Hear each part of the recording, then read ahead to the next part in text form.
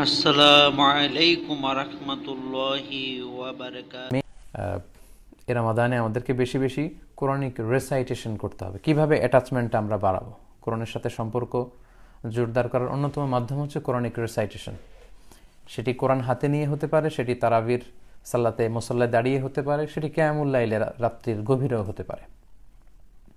তো এই ক্ষেত্রে আমাদের বাংলাদেশে যেটা হয়, খতম তোলার জন্য খুব বেশি অনেকে উঠে পড়ে লাগেন যে কে কে কয় খতম। এমনটা আমরা দেখেছি যে অনেকে 5 খতম বা 6 খতম দিয়ে অন্যকে ফোন করে বলে যে আমি তো 6টা দিলাম, মানে আমি তো 6টা খতম দিলাম, আপনি কয়টা দিলেন? তো উনি আবার বলে যে আমি তো আসলে দিতে পারি নাই, অসুস্থ ছিলাম, আমি 3টা দিয়েছি।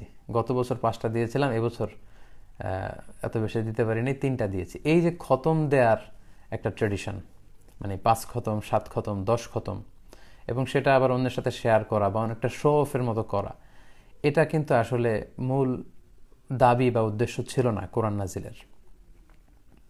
এজন্য খতম ওঠানোর জন্য উঠে পড়ে না লেগে আমাদের বিশুদ্ধ তেলাওয়াত নিশ্চিত করা উচিত। আমরা প্রতিদিন যতটুকু রমাদানে তেলাওয়াত করব আমরা যাতে বিশুদ্ধভাবে করি, তাজভিদ মেনটেন করে যেন করি, তাহসিনের সাথে করি, এবং তেলাওয়াতের গুণগত মান নিশ্চিত করে যাতে আমরা তেলাওয়াত করি। কারণ রুব্বা কারিলিল কোরআন ওয়াল কোরআন ইয়ালআনুহু, কোরআনের কিছু কারি আছে বা তেলাওয়াতকারী আছে যাদেরকে কোরআন রহমতের পরিবর্তে লানত দেয়। তো আমরা যেন রহমতের মাসে লানত না কুড়াই, আমরা যেন বেশি বেশি রহমত কুড়াতে পারি। এজন্য প্রথম কথা হচ্ছে যে আমরা যাতে তাজভিদ মেনটেন করে তেলাওয়াতের গুণগত মান নিশ্চিত করে কোরআন তেলাওয়াত করি। কারণ কালামুল্লাহ মাজিদে সূরাতুল মুজাম্মিলের 4 নম্বর আয়াতে আল্লাহ তাআলা আমাদেরকে আদেশ করেছেন এবং বলেছেন ওয়ারাত্তিলিল কোরআনা তারতিলা। আমাদের যে রকম মনে চায় আমরা চাইলে কিন্তু ওই রকম কোরআন তেলাওয়াত করতে পারি না, আমাদেরকে তারতিলের সাথে কোরআন তেলাওয়াত করতে হবে। তারতিলের সাথে অর্থাৎ ধীরস্থিরভাবে, থেমে থেমে, তাজভিদ মেনটেন করে তেলাওয়াতের যে গুণগত মান সেটাকে নিশ্চিত করে তেলাওয়াত আদায় করার নামই হচ্ছে তারতিল। আল্লাহর হাবিব সাল্লাল্লাহু আলাইহি ওয়াসাল্লাম তারতিলের সাথে তেলাওয়াত করতেন। আনাস রাদিয়াল্লাহু তাআলা আনহুকে জিজ্ঞেস করা হলো যে আল্লাহর হাবিব সাল্লাল্লাহু আলাইহি ওয়াসাল্লামের তেলাওয়াত কেমন ছিল, তিনি কিভাবে কোরআনকে আবৃত্তি করতেন, কিভাবে তেলাওয়াত করতেন। সাইয়েদনা আনাস রাদিয়াল্লাহু তাআলা আনহু বললেন যে কানাত মাদ্দান, ইয়ানি কানাত কিরাআতু রাসূলুল্লাহ সাল্লাল্লাহু আলাইহি ওয়াসাল্লাম মাদ্দান। আল্লাহ রাসূল সাল্লাল্লাহু আলাইহি ওয়াসাল্লাম যখন কিরাআত করতেন, তিনি কিরাআত পড়তেন বা তেলাওয়াত করতেন, তিনি টেনে টেনে পড়তেন, টেনে টেনে। আলহামদুলিল্লাহি রাব্বিল আলামিন আর রহমানির রহিম মালিকি ইয়াউমিদ্দিন। এই যে টেনে টেনে, কানাত মাদ্দান, টেনে টেনে তেলাওয়াত করতেন, দ্রুত তেলাওয়াত করতেন না। আম্মাজান উম্মে সালামা রাদিয়াল্লাহু তাআলা আনহা, ওনাকে জিজ্ঞেস করা হয়েছিল যে কাইফা কানাত কিরাআতু রাসূলিল্লাহ, আল্লাহর হাবিব সাল্লাল্লাহু আলাইহি ওয়াসাল্লাম কিভাবে তেলাওয়াত করতেন। সুনানে তিরমিজির বর্ণনায় তিনি বলছেন যে কানা রাসূলুল্লাহ সাল্লাল্লাহু আলাইহি ওয়াসাল্লাম ইউকাত্তিউ কিরাআতাহু আয়াতান আয়াতান, প্রতি আয়াতে তিনি থামতেন, আয়াত আয়াত করে তেলাওয়াত করতেন। অর্থাৎ আলহামদুলিল্লাহি রাব্বিল আলামিন বলে তিনি থামতেন, তারপর তিনি আর রহমানির রহিম পড়তেন, তারপর থামতেন, তারপর মালিকি ইয়াউমিদ্দিন পড়তেন, তারপর থামতেন। অর্থাৎ প্রতিটি আয়াত তিনি থেমে থেমে শেষ করে এরপর নতুন আয়াতে যেতেন। এটা হচ্ছে আল্লাহর হাবিব সাল্লাল্লাহু আলাইহি ওয়াসাল্লামের তেলাওয়াতের গুণগত বৈশিষ্ট্য। এবং সুনানে আবু দাউদের বর্ণনায় আল্লাহর হাবিব সাল্লাল্লাহু আলাইহি ওয়াসাল্লাম বলেছেন যে জাইয়িনুল কুরআনা বিআসওয়াতিকুম, তোমরা তোমাদের কণ্ঠের মাধ্যমে কোরআনটাকে সুশোভিত করো, সুন্দর করে সুশোভিত করে তোমরা কোরআন তেলাওয়াত করো। অর্থাৎ যার গলায় আল্লাহ যতটুকু সুর দিয়েছেন, যতটা সুন্দর করে, যতটা আন্তরিকতার সাথে কোরআন তেলাওয়াত করা যায়, ঠিক সেভাবে তোমরা কোরআনিক রিসাইটেশনটা করো।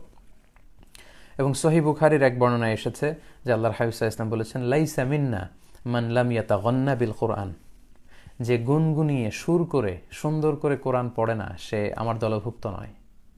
এটা কিন্তু অনেক বড় একটা ধমক, যে যারা সুর করে গুনগুন করে সুন্দর করে কোরআন পড়ে না সে আমার দলভুক্ত, আমার উম্মত হতে পারে না। এটা একটা ধমক। সো আমাদের যার গলায় যতটুকু সুর আছে আমাদের সুরগুলোকে উজাড় করে দিয়ে খুবই আন্তরিকতার সাথে থেমে থেমে প্রতিটি আয়াত শেষে স্টপ নিয়ে নিয়ে টেনে টেনে যেন আমরা কোরআন তেলাওয়াত করি, তবেই তারতিলের সাথে কোরআন তেলাওয়াত হবে, যেভাবে আল্লাহ রাসূল সাল্লাল্লাহু আলাইহি ওয়াসাল্লাম তেলাওয়াত করতেন। তো আমি খতম দেওয়ার জন্য যে উঠে পড়ে লাগে আমাদের দেশের ট্রেডিশন, কেউ যদি এই তারতিলের যত সিফাত আমি বর্ণনা করলাম এই সবগুলো মেনটেন করে যদি কেউ খতম দিতে পারেন তাহলে এটা নূরুন আলা নূর, এটা তো অনেক ভালো, এটা প্রশংসনীয়। হাদা মাহমুদ, এটা অবশ্যই প্রশংসনীয়। আপনি তারতিলের সাথে, তাজবিদের সাথে থেমে থেমে ধীরে ধীরে যদি কোরআন তেলাওয়াত করে শুরু থেকে শেষ পর্যন্ত রমাদানে যেতে পারেন, এটা খুবই ভালো, এবং এভাবেই কোরআন তেলাওয়াত আমাদের করা উচিত। সেক্ষেত্রে আমি মাঝে মাঝে যারা হয়তো শুরু থেকে শেষ পর্যন্ত শেষ করতে চান বা পারেন না, তাদের জন্য একটা ছোট্ট টিপস শেয়ার করি। সেটি হচ্ছে, রমাদানের প্রত্যেক সালাতের পরে যদি আপনি 4 পৃষ্ঠা করে কোরআন তেলাওয়াত করেন, তাহলে প্রতিদিন 20 পৃষ্ঠা আপনার তেলাওয়াত হবে। অর্থাৎ ফজরের সালাতের পরে যেহেতু আপনার অজু আছে, আপনি 4 পৃষ্ঠা কোরআন পড়ুন যদি সুযোগ হয়। জোহরের সালাতের পরে আরও 4 পৃষ্ঠা পড়ুন, আসরের সালাতের পর আরও 4 পৃষ্ঠা, এভাবে 5 ওয়াক্ত সালাত শেষে 4 পৃষ্ঠা করে যদি আপনি পড়েন, তাহলে 4 5 20 20 পৃষ্ঠা। আর প্রতিটি পাড়ায় 20 পৃষ্ঠা থাকে হেফজ কোরআনে।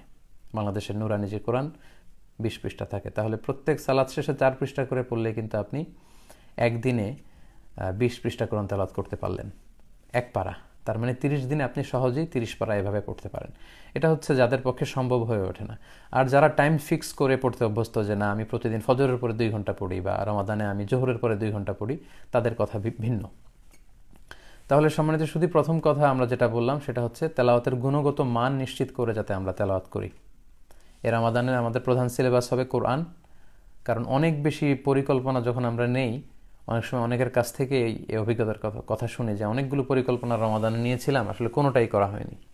তাই আমি বলবো যে রমাদানে আমরা কোরআন কেন্দ্রিক যেন প্ল্যান করি। আমরা অনেক মুহাদ্দিসিন একরামদের জীবনী জানি, ওনারা জগৎ বিখ্যাত মুহাদ্দিস ছিলেন, কিন্তু রমাদান আসলে আর হাদিস চর্চা করতেন না। মুহাদ্দিস হচ্ছেন যারা হাদিস শাস্ত্রে পারদর্শী। রমাদানে হাদিসের কিতাব রেখে দিয়ে ওনারা কোরআন তেলাওয়াত, কোরআনের তাফসির এগুলো পড়তেন। সেক্ষেত্রে আমরা মুসনাদে আহমদ ইবনে হাম্বলের সংকলক ইমাম আহমদ ইবনে হাম্বলের কথা বলতে পারি। লক্ষ লক্ষ হাদিস মুখস্থ জানতেন। স্বতন্ত্র হাদিসের কিতাব হিসেবে অনেক বড় একটা হাদিসের কম্পাইলেশন করেছেন মুসনাদে আহমদ ইবনে হাম্বল। তো তিনি রমাদান আসলে ওনার হাদিসের পাণ্ডুলিপিগুলো সব রেখে দিয়ে কোরআন নিয়ে বসে যেতেন। তাই আমাদের এবারের রমাদানটা যেন আমরা শুধু কোরআন কেন্দ্রিক প্ল্যান করি বেশি বেশি। এ পর্যায়ে বলবো যে কোরআন তেলাওয়াতের পাশাপাশি আপনারা যেটা করতে পারেন সেটা হচ্ছে listening to the recitation of the holy Quran. কোরআনের তেলাওয়াত শোনা অনেকের এই ভালো অভ্যেসটি আছে। MP3-তে করে, মোবাইলে করে, কিন্তু কিংবা ঘরে টিভি সেটে আপনারা কোরআন ছেড়ে দিয়ে রাখতে পারেন। কারণ কোরআন তেলাওয়াত করা যেমনি সওয়াবের, কোরআন মনোযোগ দিয়ে শ্রবণ করাও সওয়াবের, এটাও অনেক সওয়াব। সূরাতুল আরাফের 204 নম্বর আয়াতে আল্লাহ বলছেন, ওয়া ইযা কুরিআল কুরআনু ফাসতামিউ লাহু ওয়া আনসিতু লাআল্লাকুম তুরহামুন। যখন তোমাদের সামনে কোরআনের তেলাওয়াত করা হয়, তখন সেটাকে তোমরা মনোযোগ দিয়ে শোনো এবং চুপ থাকো, তাহলে আল্লাহর রহমতের বাড়িধারা তোমাদের উপর নাজিল হবে। তাই রমাদানের তেলাওয়াতের পাশাপাশি আমরা কোরআন তেলাওয়াত শুনতে পারি। বাসায় আপনারা হালকা আওয়াজে কোরআনের তেলাওয়াত ছেড়ে দিয়ে রাখতে পারেন। আরব শায়েখদের অনেক সুন্দর সুন্দর তেলাওয়াত পাওয়া যায়। শায়েখ আব্দুর রহমানের সুদাইসির তেলাওয়াত পাওয়া যাবে। যারা মিষ্টি কণ্ঠ পছন্দ করেন, মিশারি রাশদ আল আফাসির তেলাওয়াত আপনারা শুনতে পারেন। বান্দার ইবনে আব্দুল আজিজ আল বালিলা, ওনার তেলাওয়াত খুব সুন্দর। হারাম আল মাক্কি ওয়াল মাদানির যে শয়ুখরা আছেন, তাদের তেলাওয়াত কিন্তু আপনারা ডাউনলোড করে শুনতে পারেন। বাসায় আপনারা অল্প আওয়াজে এগুলো ছেড়ে দিয়ে রাখতে পারেন। এতে করে সুবিধা হচ্ছে কি, শায়েকরা কিভাবে তেলাওয়াত করছেন সেটা আপনি শুনলেন। লেটসে আপনি সূরা আর রহমান মুখস্থ করেছেন, যখন আপনি শায়েখ সুদাইসির কণ্ঠে আর রহমান শুনবেন, তখন আপনি মিলাতে পারবেন। এটাকে তালাক্কি বলে। আপনি ওনার থেকে তালাক্কি করলেন, খেয়াল করলেন যে উনি কিভাবে ইদগাম করলো, উনি কিভাবে গুন্না করলো, উনি কোথায় কতটুকু মাদ মানে টান দিল, সিত্তা হারাকাত আর বা হারাকাত কিভাবে উনি এটা আদায় করলো। তো এভাবে শায়েকদেরকে ফলো করা যায়। এজন্য আমি বলবো কোরআন তেলাওয়াতের পাশাপাশি আমরা যেন কোরআন এর তেলাওয়াতের লিসনিংটা আমরা বাড়াই। আমরা যেন বেশি বেশি কোরআন তেলাওয়াত শুনি, কারণ কোরআন তেলাওয়াত করা যেমনি সুন্নাহ, কোরআন শোনাও তেমন সুন্নাহ। 4 নম্বরে বলবো যে কোরআন শিখা এবং শিখানো, teaching and learning the holy Quran. এই রমাদানে আমরা বিশুদ্ধ কোরআন তেলাওয়াতের প্রশিক্ষণ নিতে পারি। যারা আমরা কোরআন পড়তে জানি না, তাদের জন্য একটা অপূর্ব সুযোগ। যেহেতু লকডাউনে বাসায় বসে থাকা লাগছে, সো বাসায় বা আশেপাশে কেউ যদি থাকেন যিনি কোরআন শেখাতে পারেন, তার কাছ থেকে কোরআন শিখে নেওয়া দরকার। এই অপরচুনিটি জীবনে আপনি নাও পেতে পারেন। অনেকের জন্য লকডাউন ব্লেসিং।